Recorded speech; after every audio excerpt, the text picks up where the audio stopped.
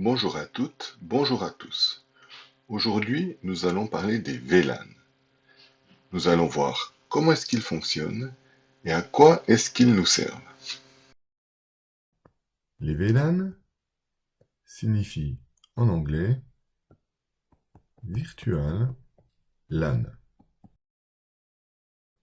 Donc, en se rappelant de ce que signifie LAN, Virtual Local Area Network. Si on essaie de traduire en français, c'est simplement la création de réseaux locaux virtuels. Ces fonctionnalités sont développées, sont mises en place au sein des switches. Si vous avez un switch avec des ports et que ce switch est manageable, donc au minimum de niveau 3, dans ce cas-là, vous aurez la possibilité, dans son logiciel de gestion, de créer des VLAN. Alors, par défaut, il y a toujours un VLAN qui s'appelle le VLAN 1, qui est le VLAN standard. C'est celui qui couvre tous les ports, l'ensemble de votre switch. Pour créer des VLAN supplémentaires, les VLAN sont identifiés par un numéro, par exemple 200. Donc on pourrait créer un nouveau VLAN 200, appelé par exemple imprimante. Et un VLAN 300, appelé PC. Voilà. Admettons qu'on leur mette une petite couleur. VLAN imprimante est jaune. Le VLAN 300 est PC. On crée cette liste de VLAN dans le switch. Puis, dans la gestion des ports, on va venir dire tel ou tel port étant VLAN 300 ou en VLAN 200. Le but, bien sûr, est de cloisonner ces VLAN. C'est-à-dire qu'on va se retrouver presque comme si on avait deux switches. Un ici et un là. Et puis après, c'est de nouveau dans la gestion du VLAN que l'on va spécifier au plus simple, dans le cas le plus facile, dans la gestion du VLAN qu'on va spécifier si on veut autoriser de la communication inter-VLAN. Ou, dans un cas plus compliqué, avec une infrastructure plus complexe, qu'on verra juste après, d'avoir du routage inter-VLAN. Vous me direz, à quoi ça sert tout ça? Ben, ça sert à deux choses en particulier. L'avantage des VLAN, c'est que, ce qu'on appelle la communication broadcast est cloisonnée au sein des VLAN. Donc le broadcast, c'est, on avait déjà vu par rapport aux adresses, c'est quand on adresse l'adresse 255 des adresses IP, en fait, on envoie à toutes les adresses IP du réseau à proximité. On essaye de contacter l'ensemble des clients IP branchés sur le réseau. Alors forcément, si on a un grand réseau avec beaucoup de machines, c'est quelque chose qui est un petit peu embêtant. Si on a beaucoup d'éléments qui cherchent à faire du broadcast, c'est quelque chose qui peut péjorer le fonctionnement du réseau. Donc en cloisonnant les réseaux, eh bien on évite que le broadcast ne se propage trop loin. Donc ça c'est une première chose. Et puis la deuxième chose, c'est les collisions au sein des réseaux Ethernet.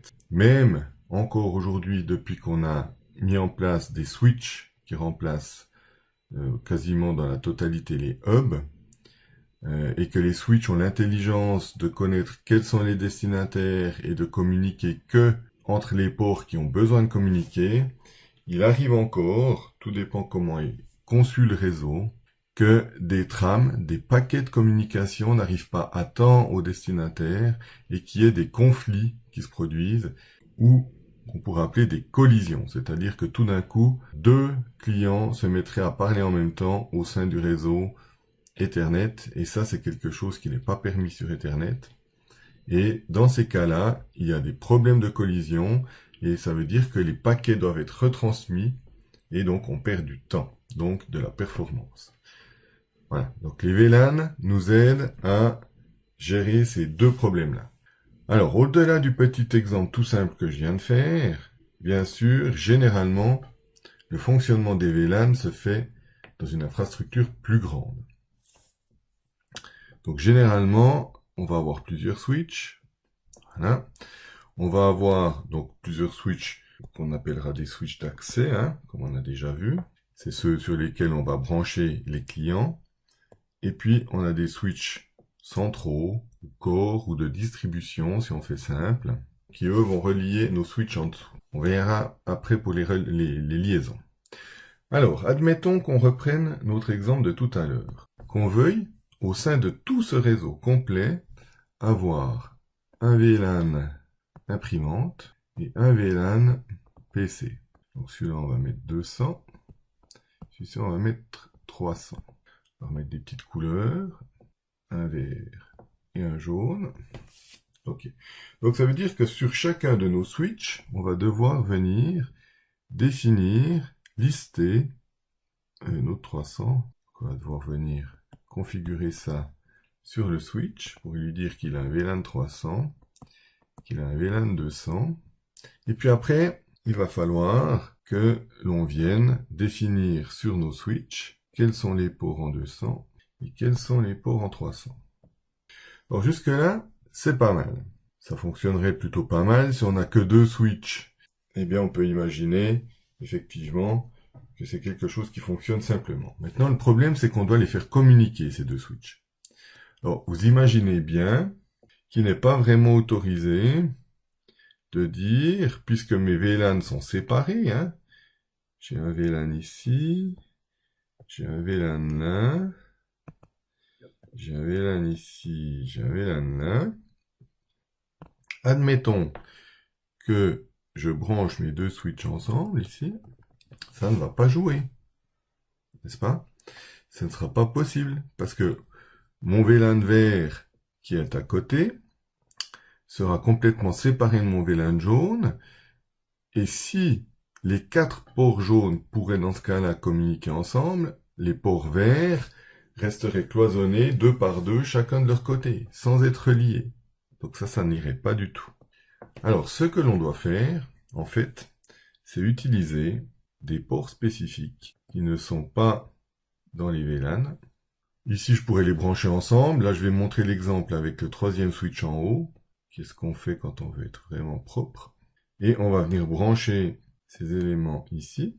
Et l'idée, c'est que ces connexions rouges ne sont pas soumises ou dédiées à un VLAN. Elles sont ce qu'on appelle des trunks, c'est-à-dire des éléments de liaison. Ces trunks ont pour rôle de laisser passer l'ensemble des communications, c'est-à-dire qu'ils vont laisser passer l'ensemble des VLAN. Ils vont laisser passer le VLAN jaune et ils vont laisser passer le VLAN vert. On pourrait imaginer que notre troisième switch, pour X raisons, ait lui aussi des ports VLAN différents pour brancher ensuite des imprimantes ou des PC. Et dans ce cas-là, eh bien, si je prends par exemple le vert, eh bien tout ce qui est vert du switch 1 pourra passer dans le switch 3 et venir rejoindre le switch 2, en incorporant bien sûr le port ou les ports du même VLAN dans le switch 3. Voilà, ça c'est l'idée du fonctionnement des VLAN. Et l'avantage, c'est que on peut poser des switches dans différents endroits de l'entreprise et que ces VLAN vont se propager sur l'ensemble des endroits géographiques de l'entreprise. Vous n'êtes pas obligé de cloisonner chacun de vos switches et de faire des VLAN par switch. Vous pouvez faire des VLAN qui communiquent sur l'ensemble de votre réseau d'entreprise. Si ensuite, dans ce cas-là, on veut que le système communique entre eux, c'est-à-dire que les VLAN puissent communiquer entre eux, ce qui est généralement le cas, un PC va vouloir accéder aux imprimantes. Dans ce cas-là, on va prendre notre switch de distribution, c'est son rôle, et on va mettre des tables de routage entre les VLAN, inter-VLAN.